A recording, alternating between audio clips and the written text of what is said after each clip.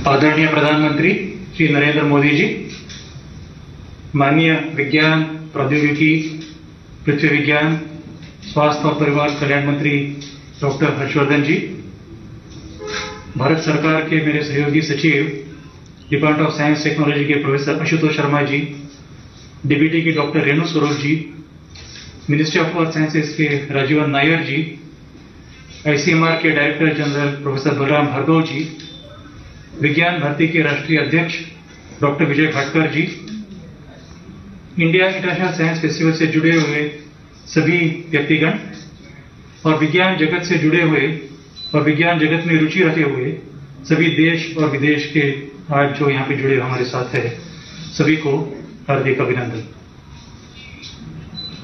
India International Science festival की शुरुआत 2015 में हुई थी। इसकी परिकल्पना हमारे सामने में माननीय डॉक्टर हर्षवर्धन जी ने रखी थी, जिसकी वजह से विज्ञान और प्रौद्योगिकी मंत्रालय, पृथ्वी विज्ञान मंत्रालय और विज्ञान भारती, जो एक देश की बहुत बड़ी मुहिम है, जो बहुत बड़ी ऑर्गेनाइजेशन है, जो उस विज्ञान को लोगों तक पहुंचाने की कोशिश करती है, इन तीनों के सहयोग से बहुत शुरू हुआ था। और चलते चलते जिसे कहते हैं कि आग की पलक झपकते ही हम लोग छठी कड़ी पर पहुंचे हैं। जैसे कि मैंने कहा, ये एक सहयोग है ministry of science and technology, ministry of earth sciences और विज्ञान भारती, और इस साल हमारे साथ Indian council of medical research भी जुड़ी हुई है। इस छठी कड़ी में हमारे साथ 1 लाख से भी ज्यादा रजिस्टर्ड लोग जुड़े हुए हैं इस वर्ष, जो कि ये इवेंट ऑनलाइन किया जा रहा है। इसमें 41 अलग अलग तरह के प्रोग्राम्स होंगे, जिसमें कि कई लोगों के व्याख्यान होंगे, जाने माने लोगों के व्याख्यान होंगे, जिसमें कि कई सारे लोगों के वाद विवाद होंगे, जिसमें कि कुछ राउंड टेबल डिस्कशंस होंगे, और विदेश के भी कुछ मंत्रालय के लोगों के जो है वो भी इसमें जुड़े हुए हैं। इंडिया इंटरनेशनल साइंस फेस्टिवल 2020 में एक महा एक्सपो का भी आयोजन किया गया है, जो कई वर्षों से आईएसएफ में किया जा रहा है। और इस वर्ष महा एक्सपो में 40 से भी ज्यादा प्रयोगशालाएं और शिक्षण संस्थाएं जुड़ी हुई है। इस वर्ष 5 Guinness book of world record का प्रयास किया जा रहा है, और मुझे सभी को बताने में खुशी हुई है कि आज सुबह एक Guinness book of world record किया गया, जिसमें पूरे देश से 6,874 छात्र जुड़े हुए थे, स्कूल के छात्र, जिन्होंने एक साथ बैठकर सन डायल तैयार किया गया था। सन डायल जो कहते हैं कि सूर्य की घड़ी जो होती है, जो करके सूर्य के छांव से टाइम पता होता है, उसका उन्होंने आज निर्माण किया। ये पहली बार किया गया है। 6,000 से अधिक छात्रों ने एक साथ मिलकर, और Guinness book of world record आज 1 बजे वो कायम किया गया। इंडिया इंटरनेशनल साइंस फेस्टिवल 22 दिसंबर से लेकर 25 दिसंबर तक है। इसका सिंबॉलिक महत्व है, वो ऐसा है कि 22 दिसंबर श्रीनिवासा रामानुजम, जो कि बहुत ही जाने माने गणितज्ञ थे हमारे देश के, उनका जन्मदिन होता है। और 25 दिसंबर हमारे पूर्व प्रधानमंत्री माननीय अटल बिहारी वाजपेयी जी, उनका जन्मदिन होता है। और हम सबको पता है कि माननीय वाजपेयी जी को विज्ञान में बहुत रुचि थी, और उन्होंने हमारे सामने में जय किसान जय जवान के अलावा जय विज्ञान का भी नारा हमारे सामने में माननीय अटल जी ने रखा था। सर, मुझे एक पुरानी याद है, हमारे देश की परंपरा जो है विज्ञान की, उसमें की एक छोटी सी जो मुझे एक कहानी याद रही है, वो है कि ऋषि मुनि याज्ञवल्क्य जो थे, उनका संवाद गार्गी के साथ जो हुआ था, उसमें गार्गी ने बहुत ही गहरे सवाल पूछे थे मुनि याज्ञवल्क्य से, और उसमें से आकाश का निर्माण हुआ था। आकाश का जो कंसेप्ट है, उसमें से निर्माण हुआ था, और ये हमारे उपनिषदों में उसका उल्लेख किया गया है। और तब से लेके आज तक हमारे देश का विज्ञान और प्रौद्योगिकी की परंपरा जो है बहुत अच्छी रही है, कि निसर्ग के बारे में सवाल पूछना, हमारी समस्याओं का हल ढूंढ के निकालना, ये सब परंपरा हमारे देश की एक बहुत अच्छी परंपरा रही है। और इसी परंपरा को आगे बढ़ाते हुए हमारे देश के सामने में जब भी कोई चुनौतियां खड़ी हुई है, हमारे देश के सभी वैज्ञानिकों ने एकजुट कर इन समस्याओं का हल करने की जरूर कोशिश की है। और गए 50-70 साल में अगर देखें तो कई उदाहरण हमारे सामने में आते हैं, जिस वक्त सब वैज्ञानिकों ने मिलकर एक साथ जुटकर इन समस्याओं का हल जरूर निकाला था। जैसे कि हरित क्रांति का जब भी जिक्र होता है तो मालूम होता है कि विज्ञान ने किस तरह की भूमिका हरित क्रांति में निभाई थी। इसी तरह श्वेत क्रांति हुई थी। इस तरह 1970 और 1980 के दशक में जब हमें टेक्नोलॉजीज डिनायल हो रहा था कि पाश्चात्य देशों ने हमें टेक्नोलॉजी देना मना किया था, और उसी वक्त हमारा स्पेस प्रोग्राम और डिफेंस प्रोग्राम बहुत स्ट्रांग हमारे वैज्ञानिकों ने करके दिखाया था। यह बताने में खुशी है कि जब हमारे सामने में कोविड-19 जैसी एक महामारी सामने में खड़े होकर एक बहुत बड़ी समस्या जब खड़ी हुई, तब सभी वैज्ञानिकों ने एकजुट कर दोबारा इसका कोशिश करने में कोशिश जरूर की है। कोविड-19 से एक सबक जरूर मिला है, जिससे कि आदरणीय प्रधानमंत्री ने हमें एक बहुत बड़ा हमारे सामने में नारा रखा है, जो आत्मनिर्भर देश को बनाने के लिए। और आत्मनिर्भर बनाना ये वैज्ञानिकों ने चुनौती स्वीकार की है और सभी वैज्ञानिक इसके ऊपर तेजी से काम कर रहे हैं।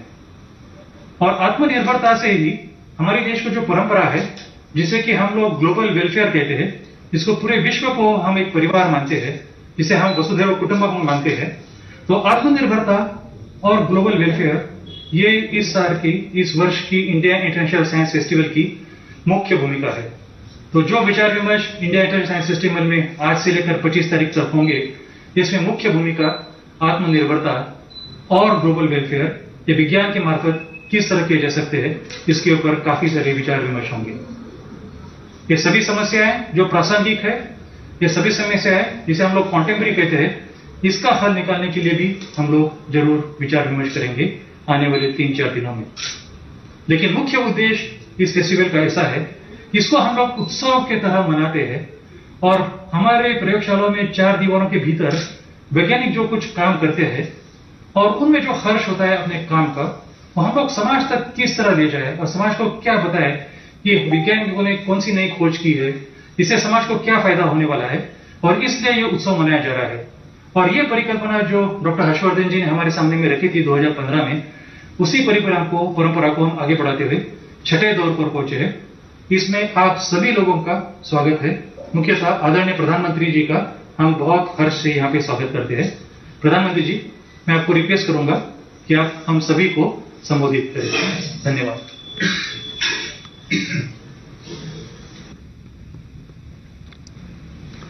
नमस्कार। कैबिनेट के मेरे सहयोगी डॉक्टर हर्षवर्धन जी, विभाग के national president doctor Vijay Bhatkar जी, सम्माननीय वैज्ञानिक गण, देवियों और सज्जनों, त्योहार, उत्सव, फेस्टिवल ये भारत का कैरेक्टर भी है और भारत का टेम्परामेंट भी है और भारत की ट्रेडिशन भी है। आज के इस फेस्टिवल में हम साइंस को सेलिब्रेट कर रहे हैं। हम उस ह्यूमन स्पिरिट को भी सेलिब्रेट कर रहे हैं जो हमें लगातार इनोवेट करने के लिए प्रोत्साहित करती है। Friends, India has a rich legacy in science, technology and innovation. Our scientists have done path-breaking research. Our tech industry is at the forefront of solving global problems. But India wants to do more. We look at the past with pride, but want an even better future. साथियों, इसके लिए Bharat basics पर जोर दे रहा है। आप सभी से बेहतर ये कौन जानता है कि साइंटिफिक टेम्पर डेवलप करने के लिए बचपन से बेहतर समय क्या हो सकता है। आज भारत के एजुकेशन सिस्टम में स्ट्रक्चरल रिफॉर्म्स किए जा रहे हैं ताकि किताबी ज्ञान से आगे निकलकर स्पिरिट ऑफ इंक्वायरी को बढ़ावा मिले। 3 दशक के लंबे समय के बाद देश को नेशनल एजुकेशन पॉलिसी मिल चुकी है। इस पॉलिसी के एजुकेशन सेक्टर को फोकस ही बदल गया है। पहले आउटलेस पर फोकस था, अब आउटकम्स पर है। पहले टेक्स्ट बुक की पढ़ाई पर फोकस था, अब रिसर्च और एप्लीकेशन पर है। नई नेशनल एजुकेशन पॉलिसी एक ऐसा माहौल देश में बनाने पर भी फोकस कर रही है जिससे टॉप क्वालिटी टीचर्स का एक पूल देश में तैयार हो सके। ये अप्रोच हमारे नए और उभरते साइंटिस्ट को भी मदद करेगी, एनकरेज करेगी। देवी और सज्जनों, एजुकेशन सेक्टर में जो ये बदलाव किए जा रहे हैं, इनको कॉम्प्लीमेंट करने के लिए अटल इनोवेशन मिशन भी शुरू किया गया है। ये मिशन इंक्वायरी को, एंटरप्राइज को, इनोवेशन को एक प्रकार से सेलिब्रेट करता है। इसके तहत देश भर के अनेक स्कूलों में अटल टिंकरिंग लैब्स तैयार किए जा रहे हैं, जो इनोवेशन के नए प्लेग्राउंड सिद्ध हो रहे हैं। इन लैब से हमारे स्कूलों में साइंस से जुड़ा इंफ्रास्ट्रक्चर बेहतर हो रहा है। हायर एजुकेशन में अटल इंक्यूबेशन सेंटर तैयार किए जा रहे हैं ताकि देश में R&D से जुड़ा इकोसिस्टम तैयार हो। इसी तरह ज्यादा और बेहतर इंजीनियरिंग कॉलेज, ज्यादा IITs बनाने पर भी बल दिया जा रहा है। साथियों, क्वालिटी रिसर्च के लिए सरकार prime ministers research fellowship scheme को भी चला रही है। इसका लक्ष्य है कि जो देश का बेस्ट टैलेंट है उसे अपनी पसंद की रिसर्च करने में और सुविधा मिले। देश की सभी IITs, सभी IISERs, बेंगलुरु के इंडियन इंस्टीट्यूट ऑफ साइंस और कुछ सेंट्रल यूनिवर्सिटीज और NITs में ये स्कीम स्टूडेंट्स को काफी आर्थिक मदद दे रही है। देश के अन्य रिकॉग्नाइज्ड इंस्टीट्यूट और यूनिवर्सिटी में पढ़ रहे छात्र छात्राओं को इसका लाभ मिल सके, इसके लिए 6-7 महीने पहले स्कीम में कुछ बदलाव भी किए गए हैं। साथियों, बीते कुछ महीनों से मेरी अनेक साइंटिस्ट से चर्चा हुई है। हाल में ही भारत ने वैभव समिट भी होस्ट की थी। महीने भर चली इस समिट में पूरी दुनिया से भारतीय मूल के वैज्ञानिकों और रिसर्चर्स को एक मंच पर इकट्ठा किया गया। इसमें करीब 23,000 साथियों ने हिस्सा लिया। 700 घंटों से भी ज्यादा की डिस्कशन हुई। मेरी भी अनेकों साइंटिस्ट से बातचीत हुई। इस बातचीत में ज्यादातर 2 चीजों पर बल दिया। ये 2 बातें हैं, ट्रस्ट और कोलैबोरेशन। देश आज इसी दिशा में काम कर रहा है। All our efforts are aimed at making India the most trustworthy center for scientific learning. At the same time, we want our scientific community to share and grow with the best of global talent. No wonder India has become very active in hosting and participating in hackathons. They are held in India and abroad. It gives both exposure and opportunity to our scientists. साथियों, science और technology तब तक अधूरी है जब तक इसका benefit और एक्सेस हर किसी के लिए संभव ना हो।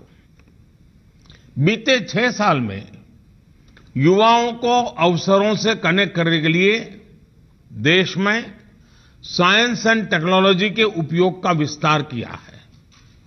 साइंस एंड टेक्नोलॉजी अब भारत में अभाव और प्रभाव की खाई को भरने का एक बड़ा ब्रिज बन रही है। इसकी मदद से पहली बार गरीब से गरीब को भी सरकार के साथ, सिस्टम के साथ सीधा जोड़ा है। डिजिटल टेक्नोलॉजी से सामान्य भारतीयों को ताकत भी दी है और सरकारी सहायता की सीधी तेज डिलीवरी का भरोसा भी दिया है। आज गांव में इंटरनेट यूजर्स की संख्या शहरों से ज्यादा है। गांव का गरीब किसान भी डिजिटल पेमेंट कर रहा है। आज भारत की एक बड़ी आबादी स्मार्टफोन आधारित ऐप से जुड़ चुकी है। आज भारत ग्लोबल हाईटेक पावर के इवोल्यूशन और रिवोल्यूशन दोनों का सेंटर बन रहा है। साथियों, भारत अब विश्व स्तरीय शिक्षा, स्वास्थ्य, कनेक्टिविटी गरीब से गरीब तक, गांव-गांव तक पहुंचाने के लिए हाईटेक सॉल्यूशंस बनाने और अपनाने के लिए तत्पर है। भारत के पास हाईटेक हाईवेज के लिए डेटा, डेमोग्राफी, डिमांड और इन सबको संभालने के लिए संतुलन और संरक्षण देने के लिए डेमोक्रेसी भी है। इसलिए दुनिया आज भारत पर इतना भरोसा कर रही है।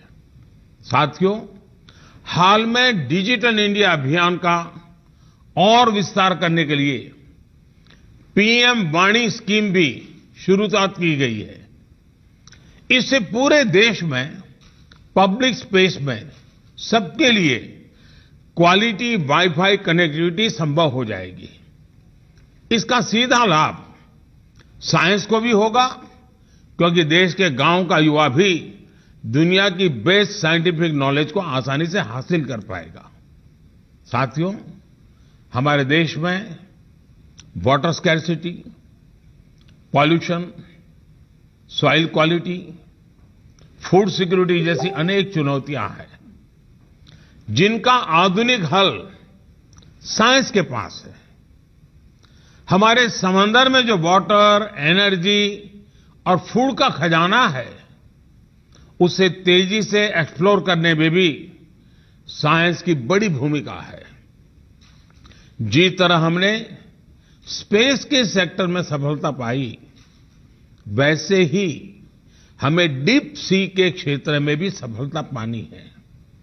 भारत इसके लिए डीप ओशन मिशन भी चला रहा है। साथियों, साइंस जो कुछ हम नया हासिल कर रहे हैं, इसका लाभ हमें कॉमर्स में, व्यापार कारोबार में भी होगा।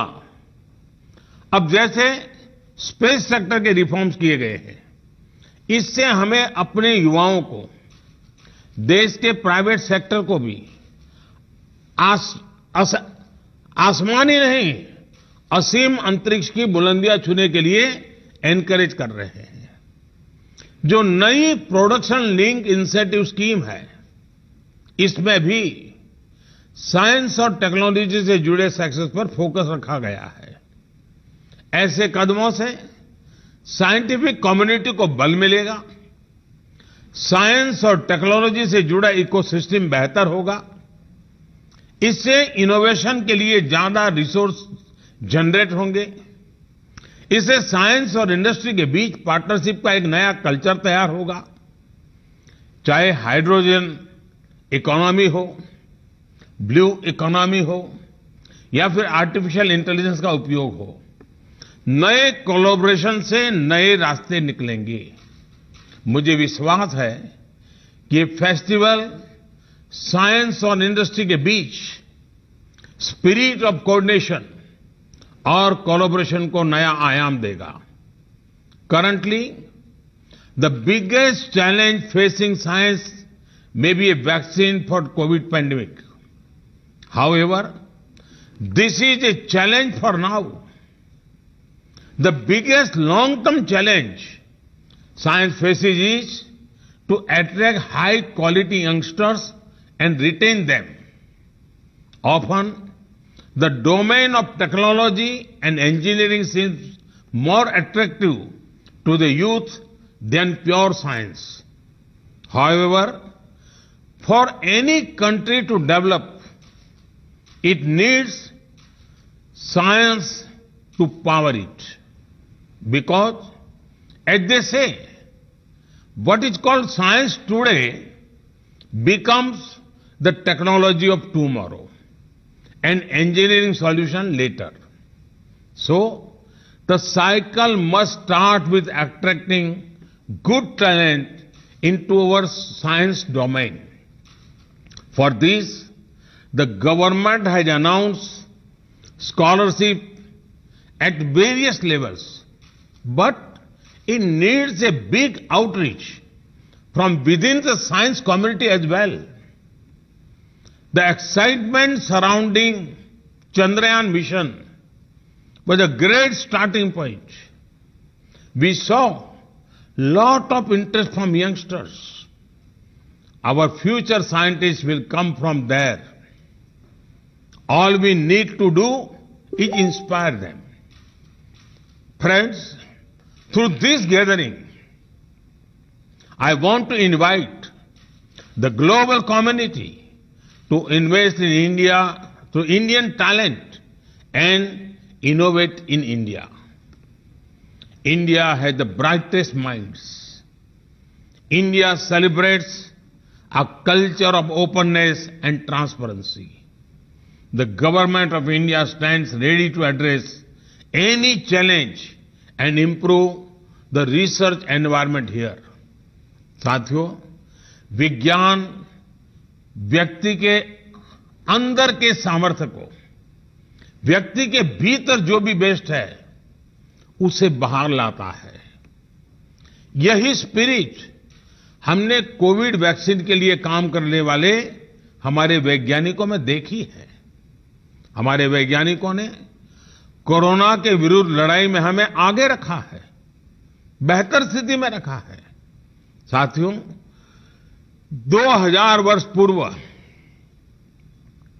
महान तमिल संत और समाज सुधारक तिरुवल्लुवर जी ने जो सूत्र वाक्य, जो मंत्र दिए गए थे, वो आज भी उतने ही सटीक है, रिलेवेंट है।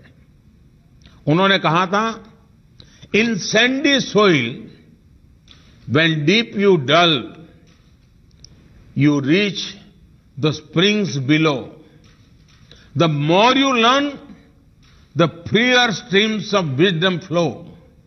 यानी रेतीली धरती में जितना गहरा आप खोदते जाएंगे, एक दिन पानी तक जरूर पहुंचेंगे। ठीक वैसे ही जैसे आप जितना ज्यादा सीखते जाएंगे, एक दिन ज्ञान के, बुद्धिमत्ता के प्रवाह तक जरूर पहुंचेंगे। मेरा आप सभी से आग्रह है, सीखने की इस प्रक्रिया को, लर्निंग के प्रोसेस को कभी मत रुकने दीजिए। जितना आप सीखेंगे, जितना आप अपनी स्किल्स को डेवलप करेंगे, उतना ही आपका भी विकास होगा और देश का भी। यही स्पिरिट आगे समृद्ध होती रहे। साइंस भारत के, पूरी दुनिया के विकास को ऊर्जा देती रहे। इसी कामना, इसी विश्वास के साथ आप सभी को बहुत बहुत शुभकामनाएं। Thank you very much.